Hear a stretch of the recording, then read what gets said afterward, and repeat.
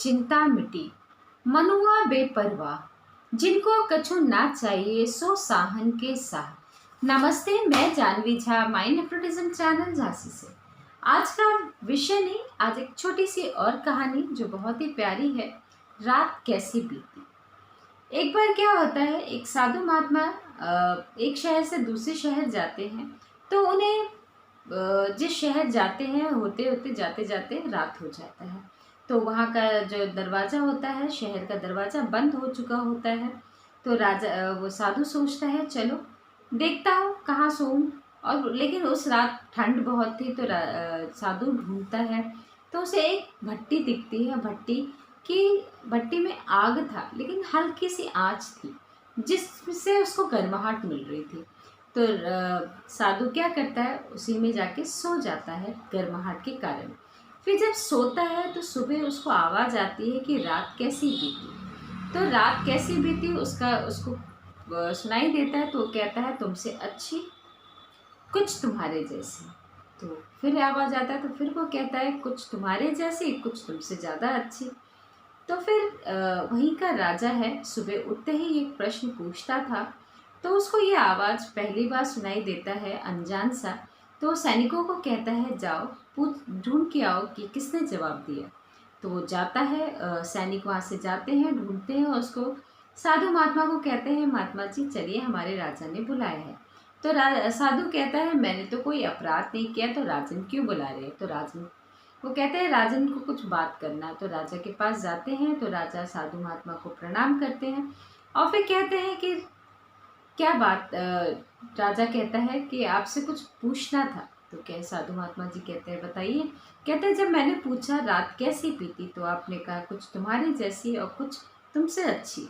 आपने ऐसा क्यों कहा। मैं तो राजमहल में सोया, आप कहाँ भट्टी में शायद सोए, तभी राख मुँह चेहरे पे लगा हुआ है, काली पुती हुई है।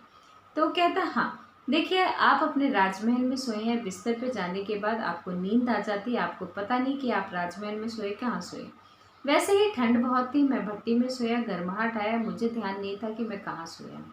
हम दोनों की नींद एक समान।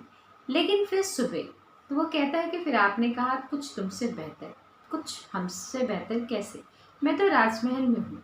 तो कहते हैं कि राजन, आप उठे हो तो उठते ही आपको ये ध्यान आया कि मेरे राज्य में क्या क्या आज मुझे काम करना है, और मैं उठा बेपरवाह। आज मुझे जाना है किस और किससे मिलना है, ये आज मुझे कुछ मिलेगा कि नहीं मिलेगा ये नहीं सोच रहा। मैं तो बस उठा हूँ और बस प्रभु का नाम लेके चल दूंगा। और आप उठे हैं, चिंता में उठे हैं कि कौन कैसा है और किस में क्या करना है, आज किस तरह से बात, राज दरबार में किससे बात करनी है, कौन आएगा कौन नहीं आएगा, इसलिए ये आपसे बेहतर हो। तो राजन सोचता है कि हाँ ये तो सही है। कहने का तात्पर्य यही है कि हम अगर सुबह कल का काम सोच के, कल का कोई टेंशन होता है वो लेकर हम सुबह उठते हैं तो सारा दिन टेंशन में ही जाता है। अगले दिन का काम या कुछ भी जो पिछले रात को आपको किसी ने कुछ कहा है, उसी रात को छोड़ दीजिए। फिर अगले दिन सुबह आप सुबह, जैसे कहते सुबह उठ, नई सुबह है तो नई सोच के साथ उठे। अपने नई सोच के साथ उठेंगे तो नया नया सब कुछ नज़र आएगा। पुरानी चीज़ सोच सोच के अगले दिन क्या हुआ था, पिछले दिन किसी ने मुझे कहा था, मैं इस काम को नहीं कर पाया, ये सोच के अगर हम उठते हैं तो हमारा सारा दिन इसी में चल जाता है, वो दिन हमारा अच्छा नहीं होता। ये इसी तरह तभी साधु महात्मा ने यही कहा, कुछ आप जैसी नींद तो सबकी एक समान है, जहाँ कंफर्टेबल जिसको आती है। कहते हैं ना, नींद ना देखे टूटी खाट। नींद आती है तो कोई भी कहीं पे भी सो जाता है, लेकिन जब सुबह होता है तो बस कुछ होते हैं जो पिछले दिन की बात को छोड़ के नए सिरे से नई ज़िंदगी, नया सवेरा, नया सब कुछ सोच के चलते हैं।